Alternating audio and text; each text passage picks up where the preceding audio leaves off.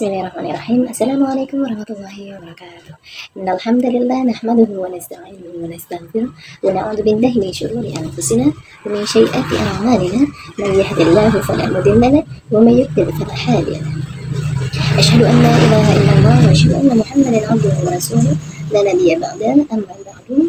Yang saya hormati Bapak dosen mata kuliah Filsafat Pendidikan Islam, yaitu Bapak Denis Husaini MPD.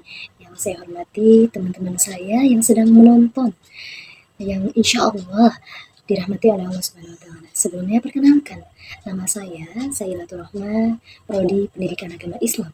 Saya di sini akan membahas mengenai pengetahuan filsafat pendidikan Islam, ya, mulai dari filsafat dan pendidikan, hakikat manusia dalam pendidikan Islam, kemudian makna filosofis pendidikan Islam, kemudian ada ruang lingkup dan urgensi filsafat pendidikan Islam, kemudian fitrah manusia dan implikasinya dalam pendidikan Islam. Semoga bermanfaat untuk saya dan teman-teman yang menonton di sini. Baiklah, sebelumnya kita akan membahas pengertian dari filsafat dan pendidikan.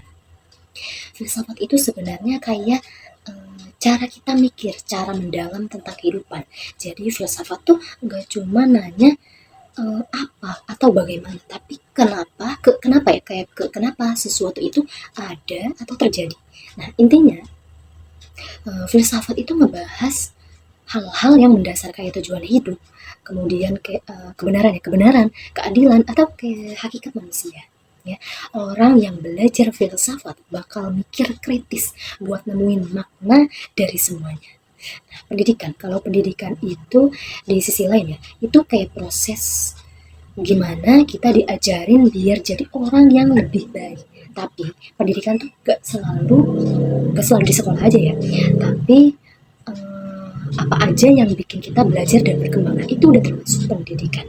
Hubungannya apa gitu nih antara filsafat sama pendidikan? Jadi gini, filsafat itu kayak fondasi buat nentuin dan metode pendidikan. Misalnya kalau kita punya pandangan kalau manusia harus bebas berpikir, pendidikan bakal dirancang supaya orang itu bebas belajar gitu, ya. Kemudian kayak berdiskusi, mengembangkan diri gitu tanpa takut salah. Jadi filsafat tuh ngarahin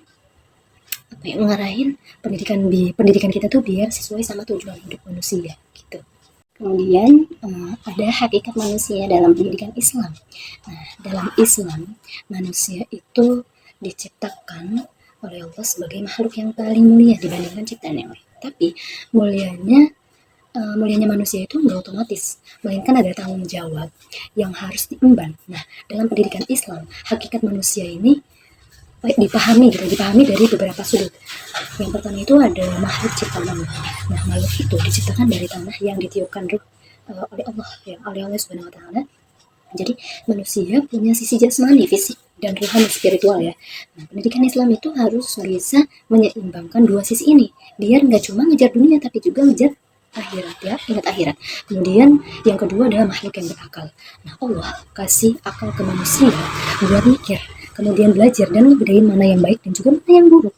Nah, pendidikan Islam tugasnya ngasih ilmu yang gak cuma bikin pintar, ya, tapi juga menuntun akal ke jalan yang sesuai dengan syariat. Kemudian yang ketiga, makhluk yang punya tugas khalifah, yaitu kepemimpinan. Khalifah itu artinya kepemimpinan, ya. Manusia punya tugas sebagai khalifah di bumi. Artinya kita harus menjaga bumi dan segala isinya sambil tetap taat sama aturan Allah. Pendidikan Islam ini ngajarin kita gimana jadi pemimpin khalifah yang bijak dan bermanfaat buat orang lain. Kemudian yang keempat, yang terakhir, makhluk yang diuji. Kita ini hidup, ya, manusia ini ya penuh ujian gitu, baik berupa kesenangan maupun kesulitan. Nah, pendidikan Islam ini bantu manusia siap untuk menghadapi ujian dengan iman dan amal soleh kita. Intinya pendidikan Islam itu gak cuma soal ngasih ilmu, tapi juga ngebantu manusia biar paham hakikat dirinya dan tanggung jawabnya di dunia. Karena ya kita gitu satu-satunya khalifah di muka bumi. Kemudian saya akan membahas mengenai makna filosofis pendidikan Islam. Makna filosofis pendidikan Islam, inti dari pendidikan yang sesuai, ya, sama ajaran Islam. Intinya yang pertama itu tauhid, ya. tauhid, yang kedua perbaikan akhlak, yang ketiga holistik, yang keempat dunia akhirat, yang kelima tanggung jawab. Nah, yang pertama ini tauhid. Semua ilmu dan pendidikan harus berlandasan kepada keimanan kita kepada Allah Subhanahu wa taala. Kemudian perbaikan akhlak ya. Pendidikan akhlak itu nggak cuma bikin kita pinter gitu kan, tapi juga ngebentuk akhlak mulia ya. Ini perbaikan akhlak. Kemudian yang ketiga ada holistik. Nah, holistik ini nggak cuma fokus ke otak, tapi juga ke hati, jasmani, dan juga rohani. Ya. Kemudian yang keempat ada dunia dan akhirat. Pendidikan nggak pendidikan tuh ngajarin seimbang antara urusan dunia dan akhirat. Bukan hanya dunia, tapi akhirat saja. Ya. Kemudian yang kelima tanggung jawab. Nah, ilmu itu buat diri sendiri dan juga bermanfaat buat orang lain. Ya. Seperti kayak belajar dan juga mengajar. Itulah hakikatnya. Jadi kita mengambil ilmu kemudian mempelajarinya gitu kan, bermanfaat di dunia dan akhirat. Itu tanggung jawab. Dan intinya pendidikan Islam itu membentuk manusia biar jadi yang baik di dunia dan sukses di akhirat. Kemudian saya akan membahas mengenai ruang lingkup filsafat. Ruang lingkup filsafat itu luas ya, luas banget lah. Tapi biasanya dibagi jadi beberapa bagian sih. Yang saya ambil itu dari buku ilmu pendidikan Islam ya. Ada di sini ada metafisika ya.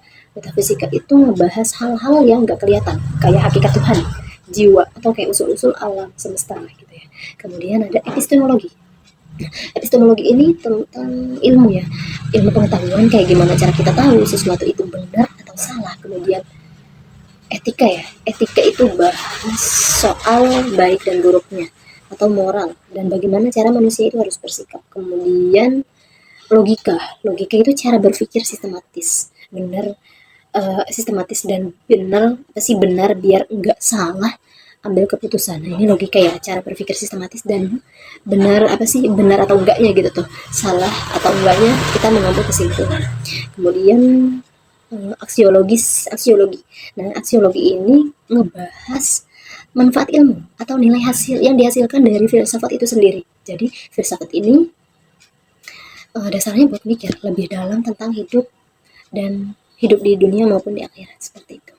Baiklah, selanjutnya saya akan membahas tentang urgensi filsafat pendidikan Islam. Nah, filsafat pendidikan Islam itu penting ya buat nentuin arah pendidikan biar sesuai sama ajaran Islam. Gunanya ya supaya jadi dasar pendidikan yang seimbang gitu dunia akhirat. Kemudian ngebantu pembentukan akhlak dan moral sesuai syariat. Kemudian ya menjadi panduan hidup gitu, sebagai hamba Allah. Intinya filsafat pendidikan Islam itu penting buat bikin sistem kita tuh sistem pendidikan yang lengkap gitu tuh. Gak cuma ngejar ilmu tapi juga ngejar iman kita gitu kan. Kemudian saya akan membahas mengenai fitrah manusia dalam filsafat pendidikan.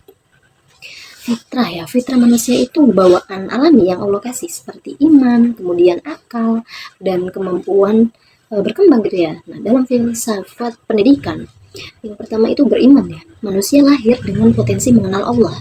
Pendidikan tugasnya yang nguatin iman itu gitu kan. Kemudian yang kedua yang berakal. Akal ini dipakai buat mikir dan belajar. Jadi ya pendidikan harus nuntun akal ke arah yang benar. Kemudian yang ketiga yang bisa berkembang. Manusia punya potensi dasar yang butuh pendidikan. Yang butuh pendidikan ya biar maksimal gitu dan sesuai syariat. Kemudian yang saya akan bahas di sini ada implikasi fitrah manusia dalam pendidikannya. Nah, fitrah manusia ini mempengaruhi cara pendidikan yang dijalankan, seperti pendidikan yang mengarahkan pada iman. Nah, mengajarkan agama sejak dini itu untuk memperkuat keimanan, karena iman itu bagian dari fitrah manusia. Kemudian ada pendidikan yang mengembangkan akal. Nah, membantu anak berkembang secara intelektual, karena akal adalah anugerah yang harus asah terus-menerus, diarahkan oleh ilmu yang benar. Kemudian ada pendidikan yang membantu menggali potensi, yaitu dia mengembangkan bakat dan kemampuan sesuai dengan fitrah yang ada dalam diri setiap individu. Nah, pendidikan itu harus sejalan ya dengan fitrah manusia supaya mereka itu bisa tumbuh secara maksimal, baik secara spiritual, mental maupun sosial. Nah, saya akan memberikan beberapa teori ya. Di sini menurut Abdul Muati mengenai teori pendidikan berkarakter ya. Di sini Abdul Muti menekankan pentingnya pendidikan berkarakter. Nah, beliau ini percaya bahwa pendidikan itu nggak cuma bikin siswa pintar, tapi juga harus bisa menumbuhkan nilai moral yang tadi dijelaskan, dan soal biar jadi orang yang bertanggung jawab dan berakhlak mulia. Mohon maaf atas salah tahu bulatnya. Kemudian saya di sini pernah mendengar ada teori dari Carol Dweck ya, beliau masih hidup sampai saat ini, mengenai teori mindset. Nah, Carol Dweck ini ngomong soal growth mindset ya, bahwa mindset yang berkembang. Jadi beliau itu bilang beliau itu bilang kalau orang yang percaya kemampuan itu berkembang lewat usaha, dia akan lebih termotivasi untuk belajar. Jadi dalam pendidikan itu kita harus ngajarin siswa supaya percaya mereka ini bisa berkembang, bukan cuma terima keadaan. Baiklah, kesimpulannya dari teori-teori yang udah dibahas bisa disimpulkan kalau pendidikan itu nggak cuma soal ngasih ilmu, tapi juga harus memperhatikan karakter, kemudian potensi, kemudian juga mental siswa ya. Nah, pendidikan yang baik itu harus bisa menyeimbangkan aspek dunia maupun aspek akhirat, serta mendorong siswanya itu untuk berkembang secara maksimal sesuai dengan fitrah mereka, gitu ya. Alhamdulillah ya. Sebelum dan sesudah saya ucapkan terima kasih gitu ya, sudah tonton video ini ya sampai akhir, Masya Allah. Ya, semoga apa yang dipaparkan ini menjadi pemahaman kita soal pentingnya pendidikan yang gak cuma pintar gitu, tapi juga yang bermakna gitu kan. Banyak orang pintar di sini, tapi kalau emang dia tidak memakai ilmu itu ya percuma gitu kan. Ya pokoknya jangan lupa untuk terus belajar gitu ya dan berkembang, karena pendidikan itu yang gak akan ada habisnya gitu ya. Baiklah, mungkin itu saja ya, sekian dari saya Sailatul Rahmah. Kurang dan lebihnya mohon maaf, terutama untuk Pak Desan, Bapak Denis, mohon dikoreksi. Sekian dari saya Sailatul Rahmah. Wassalamualaikum warahmatullahi wabarakatuh.